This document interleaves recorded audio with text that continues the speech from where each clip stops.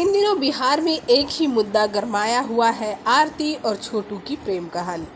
अब तक के प्रकरण में बहुत कुछ सामने आया, बहुत लोगों को के ऊपर इल्ज़ाम लगे, बहुत लोगों के बारे में बहुत कुछ कहा गया। और तो और जहां पर कई जगहों पर आरती को कल्प्रिट यानी कि दोषी के तौर पर भी देखा जा रहा है। ऐसे में एक बहुत ही रोचक चीज़ सामने आई है। जी हाँ, आपको बता देते हैं कि आरती का जो है बयान बार बार बदलना लोगों को अब खटक रहा है। जी हाँ, जिस तरह से आरती पहले एक बयान पर थी और अब दूसरा बयान उसका सामने आया है। पहले आरती ने ये कहा कि भाभी ने घर पर कॉल करके छोटू को बुलाया।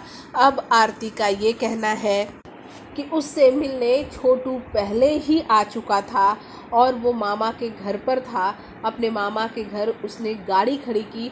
आरती के घर से उसके मामा का घर ज़्यादा दूर नहीं है। यहाँ पे हम छोटू के मामा की बात कर रहे हैं।